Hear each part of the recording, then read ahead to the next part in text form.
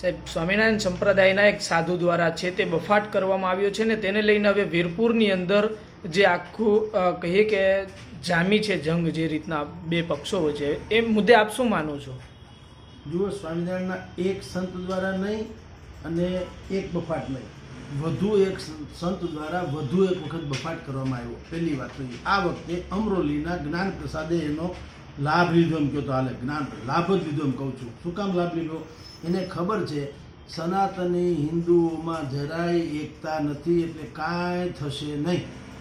આ સમાજ, આ જે લોકો બોલે છે પોતાના ભગવાનને સર્વોપરી માને છે, આપણે કહીએ છીએ જરાય વાંધો નથી, તમારા ભગવાન સર્વોપરી હોઈ શકો, તમે માની શકો, દરેકને અપને અપને મિયાँ पे सबको बड़ा नाज है, तो એનો કોઈ વાંધો નથી. પણ આપકે બड़े होने से हम कैसे छोटे हो जाते हैं? संतમાં તો ये बुद्धि होनी જોઈએ. बड़े होना अच्छी बात है, लेकिन अच्छा होना बड़ी बात है. તમે મોટા છો, અમને કાંઈ વાંધો નથી, પણ તમે સારા હોવા જોઈએ. એથી મોટી વાત છે. તમારા એટલે કે ભગવાન સહજાનંદ સ્વામી, તમારે શું કામ બ્રાન્ડિંગ કરવું પડે કે ભગવાન છે ને મોટા છે ને? અમે સમજતા હિન્દુ સનાતન લોકો જે છે, જે અત્યારે તમારા કરોડો મંદિર, સેંકડો મંદિરો કે હજારો મંદિરોમાં લાખોની સંખ્યામાં આવે છે, બધા માને જ છે તો જ આવતા હોય ને, એમને તો આવતા નથી. એણે તો ક્યારેય વિરોધ કર્યો નથી. જો તમારા જ એટલે કે સહજાનંદ ભગવાન જ મોટા માણસ હોય અને જલારામ બાપાથી માંડીને બધા હનુમાન બાપા સુધી લઈ ગયા, તો જલારામ બાપા છે. એને એમ કીધું કે ગુણાતીતાનંદ સ્વામીના આશીર્વાદથી એમ કે વીરપુરનું અન્નક્ષેત્ર જે છે એ અખંડિત ચાલે છે. એણે તો હનુમાનજીને કીધું તો સહજાનંદ ભગવાનના સેવક હતા, એટલે આપણી ભાષામાં પટ્ટાવાળા. ત્યાં સુધી તો કહી દીધું. ભગવાન શંકર વિશે અશ્લીલ વાત કરી, બ્રહ્મા વિષ્ણુ મહેશ ઇત્યાદિ વિશે અલગ અલગ પ્રકારની ખરાબ વાતો કરી, એ વારંવાર કરતા જ રહે છે. એને ખબર છે કે આનાથી કાંઈ ભૂંજો પાપડ ભાંગે એમ નથી. આ લોકો કેવા છે? આ લોકો એટલે આપણે સનાતનીઓ કહેવાતા, એ બધા કેવા છે? દરેકને પેટમાં દુખે છે અને એ દવા બીજાને ખવડાવે છે. મટવું જવું એ મટી જવું જોઈએ, એટલે તો દવા ખવડાવશું, પણ કોક દવા ખાય તમને કઈ રીતે મટવાનું? અમરોલીના જ્ઞાન પ્રસાદે બફાટ કર્યો, વીરપુર બંધનું એલાન લે. તો વીરપુર શું કરે? વીરપુરે ક્યાં કઈ કીધું? વીરપુર તો જલારામ બાપાનું ચાહક છે, બલકે ભક્ત છે. તો વીરપુર બંધ શું કામ? અમરોલી બંધ રખાવવું જોઈએ. અને જે જ્ઞાન પ્રસાદજી જ્યાં પણ હોય, એનું ગુરુકુલ હોય કે એનું મંદિર હોય, આશ્રમ હોય કે મઠ હોય, એને બંધ રખાવો ને. તમે એને જીભ ખેંચો ને, પણ આપણામાં એ તો કોવત છે નહીં. આપણે સ્વયં કોકની પીડા પોતે હરી લઈએ છીએ. અમે વીરપુર બંધ રાખશું 2 દિવસ સુધી. ઠીક છે, રઘુરામ બાપાએ તો અપીલ કરી, જો કે વીરપુરના ગાદીના વારસ જેને કહી શકાય, રઘુરામ બાપાએ અપીલ કરી વેપારીઓને કે આપણે બંધ રાખવાની જરૂર નથી. એ 50% અંશે ઠીક છે, અને બંધ રાખવાથી કોઈ 2 દી નહીં 20 દી રાખો તો આવા જે લોકોને બબડાટ જ કરવો છે, બફાટ જ કરવું છે, અને સમજી વિચારીને આ કંઈ ભૂલ નથી, આ તો અપરાધ છે. અપરાધ તો હંમેશા ષડયંત્રના ભાગરૂપે જ થતો હોય છે. તો એને શું ફેર પડવાનો? કાંઈ ફેર નથી પડવાનો. એ તો આવી બબડાટ કરે. ખબર છે કે પેલા 2 દિવસ આપણે જે વાવણી કરવાની વાવી દો વિચારોનું કે ભગવાન સહજાનંદ સર્વોપરી છે, બાકી બધા સનાતની દેવતા એના પટ્ટાવાળા છે, બોલ નાખો. એટલે એ તો વયું ગયું બજારમાં. પછી શું કે અમે શબ્દ પાછા ખેંચી લઈએ. એટલે આ તો કંઈ બેવકૂફાઈની ચરમસીમા છે. એટલે આ પીછાણમાંથી એટલે બાણ નીકળે, તમે તીર મારી દો, તીર કોઈ દી પાછું ફરે ક્યારે જિંદગીમાં? બોલાયેલા શબ્દ અને છોડાયેલું તીર એ પાછું ન પડે, કોકને વિંધે તો જ મેળ પડે. તો તમે જે બોલી લીધા, હવે તમે માફા માફી કરો, તમે બોલો છે ખમરવા, પણ આ સમજીને બોલો છો. તમે કંઈ ભૂલ નથી કરતા. તમારી મારી પાસે આખું લિસ્ટ છે પ્રબોધ સ્વામી જૂથના, જે હું તમને કહું, આનંદ સાગર સ્વામીથી માંડીને કૃષ્ણ સ્વરૂપ, ધર્મવિલક સ્વામી, રૂગનાથ ચરણદાસ, અક્ષર મુનિ, આ બધાએ જે તે સમયે બ્રહ્મા વિષ્ણુ મહેશ ગણપતિ ઇત્યાદિના બધાના ભયંકર અપમાન કર્યા, છતાંય કોઈનાથી ભૂંજો પાપડ ભાંગ્યો નથી. આપણે માત્ર ને માત્ર દાદલો કૂટ્યા કર્યા. દાદલો કૂટ્યા કર્યા એટલે અમે આમ કરી નાખશું, તેમ કરી નાખ્યું, બધી ફાંકા ફોજદારી કરી, પણ આજ સુધી કોઈ પણ સાધુની ચોટલી પકડી શક્યા નથી તમે. અને સાધુમાં દુનિયાભરના ફાટા છે. સનાતનમાં પણ કેટલીક સરકારી મંડળી છે સાધુઓની, એ ઝીંચક સરકાર કરે એમ કર્યા કરે. બીજા કેટલાક જે છે એ પોતાનું મહત્વ માટે થઈને એક મંડળી છે. આની પહેલાં પણ સનાતન ધર્મની વિરુદ્ધમાં જ્યારે સ્વામી સંપ્રદાયના લોકોએ આવી ગુસ્તાખી કરી હતી, ત્યારે લીંબડીમાં અને જુનાગઢમાં અમદાવાદમાં મિટિંગ થઈ. શું કરી લીધું? લચપચિયા લાડવા ખાઈને છૂટા પડી ગયા હંધાય. એકબીજાને વેલા મળે એમ પાછા ભેટે, હાર તોરા કરે, દીપ પ્રાગટ્ય કરે. એટલે તમે કોઈ અવસર માટે આવ્યા છો? એટલે ઝઘડો કરવા આવ્યો હોય, તમારા ઘરમાં આગ લાગે, તમે કોઈ દી ફાયર બ્રિગેડને એમ કહેશો કે પહેલાં જમણો પગ મૂકો પછી ડાબો મૂકો એવું હોય ક્યાંય? ઊભા રહેજો હું જોઈ લઉં આજે કયું મુહૂર્ત છે એમ હોય કદી? અગ્નિ આગ ઠારવી હોય તો ગમે હોય ને એમ તમે જ્યારે લડવા નીકળે ત્યારે દીપ છે નું પ્રાગટ્ય, શેમાં હાર ઓઢાડવાનો, શેમાં સાલ પહેરાવાનું, આ ડીંડક શું છે? તો તમારે પણ ટેસડા જ કરવા તમારે. એટલે આવા તથાકથિત સાધુના મંડળો છે એને અને બધા આપણી નબળીના જાણી ગયા સ્વામિનારાયણ સંપ્રદાયવાળા પણ અને બીજા કોઈ પણ. આપણે હું તમને કહું દેશમાં વિધર્મીથી એટલો ડર નથી જેટલો સધર્મીથી છે. કારણ શું છે? કહેવાતા સધર્મી બહુથી મોટા અધર્મી છે. એને ખબર છે કે આની ઠઠ્ઠા મસ્કરી કરો આનાથી ભૂંજો પાપડે ભાંગે એમ નથી. કારણ કે આપણે ખોખો રમવામાં ટેવાયેલા છીએ. આપણે બીજાને કહે તું કાંઈક કર, તું કાંઈક કર, વીરપુર બંધ રાખો, ફલાણાને કે સાધુ સંત શું કરે, ઢીકણા સમાજ શું કરે, પૂછું સરકાર શું કરે. એટલે ભાઈ તમે શું કરો એ કહો ને. સંસ્કૃતમાં સુભાષિત છે ઉદ્યમેનહિ સિદ્ધ્યંતિ કાર્યાણી ન મનોરથેહિ નહીં સુપ્તસ્ય સિંહસ્ય પ્રવેશયંતિ મુખે મૃગાહ.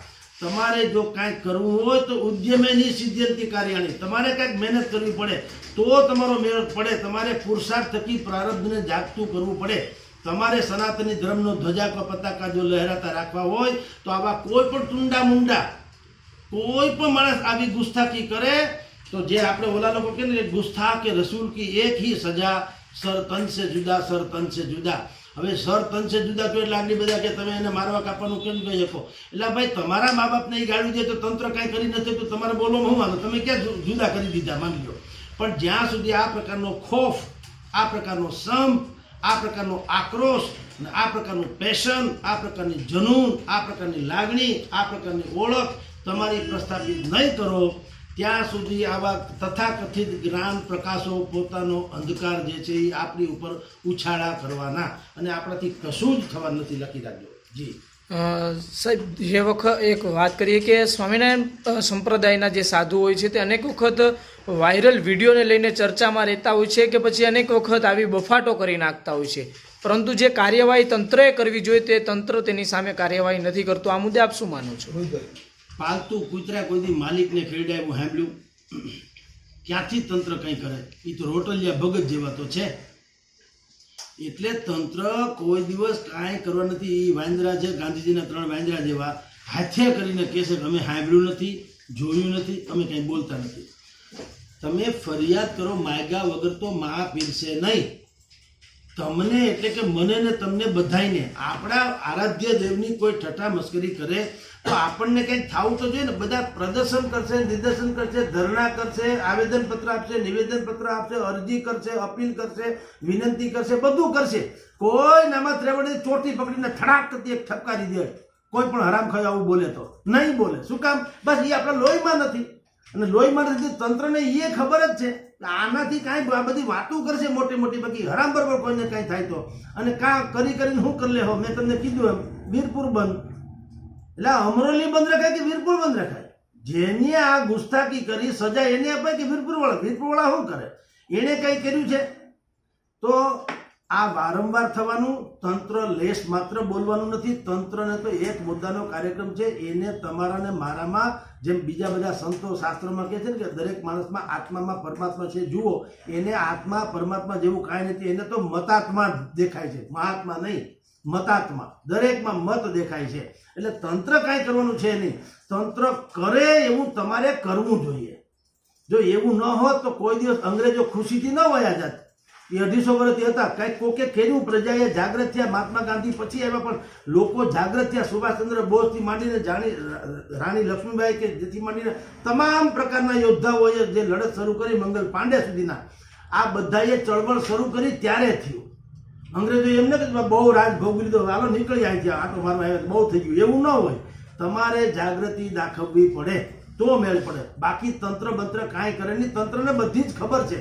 મારે ને તમારે જે આપણે અત્યારે ચર્ચા કરી આપણા કરતાં 1000 ગણા બુદ્ધિશાળી છે ત્યારે તે લોકો ન્યા છે. એને ખબર છે કે આનાથી કંઈથી કંઈ થાય એમ નથી. એ બોલીને માફી માગી લેજો. એ શું છે? વાવણી છે.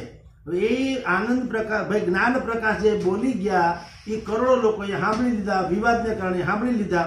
એમાં જે નવી પેઢી છે જેને કશી જ ખબર નથી ઇતિહાસ ભૂગોળની, એના મનમાં તો એ બીજ રોપાઈ ગયું કે જલારામ બાપાનું અન્નક્ષેત્ર ગુણાતીત સ્વામીને કારણે હાલે છે. બાપાનું કાંઈ છે નહીં. ગુણાતીત સ્વામીના આશીર્વાદ ન હોત તો વીરપુરમાં જલારામ બાપાનું જે અન્નક્ષેત્ર છે એ બંધ થઈ ગયું હોત. એવી રોપણી એને કરવી હતી, એને કરી દીધી. અને પછી માફી માંગી. માફીનું ઈ છોકરાઓ જે નવી પેઢી છે એને ઈ ક્યાં ખબર છે કે બાપુએ માફી માંગી એટલે હવે આ ઉપરનું છે ડિલીટ કરવા કે મોબાઈલ છે એ નંબર ડિલીટ થઈ જાય એ તો છપાઈ ગયું જ્યાં છપાવવાનું હતું ત્યાં. ઈ પેઢી ઉછરીને મોટી થશે એ ભવિષ્યમાં એમ જ કહેવાનું કે મહાન છે એ ગુણાતીત સ્વામી મહારાજ મહાન છે, બીજું કોઈ છે નહીં. આવી ગુસ્તાખી એણે અનેક બાબતોમાં કરીને જો આમને આમ આપણે સહન કરતા રહીશું હિન્દુ સમાજ તો સંભવ છે કે આવા તથાકથિત જ્ઞાન પ્રકાશ સ્વામીઓ એ વાત પ્રસ્થાપિત કરવામાં સફળ થશે કે આપણા બધા જ સનાતની જે દેવી દેવતાઓ છે એ તો બધા રૂખડ બાવા છે, એમાં કાંઈ કોઈમાં કાઢી લેવા જેવું હતું નહીં. મહાન તો એકમાત્ર સર્વોપરી સહજાનંદ મહારાજ થઈ ગયા. આવું માનવાને નવી પેઢી પ્રેરાશે. માટે ધડારૂપ સજા કરવી જોઈએ.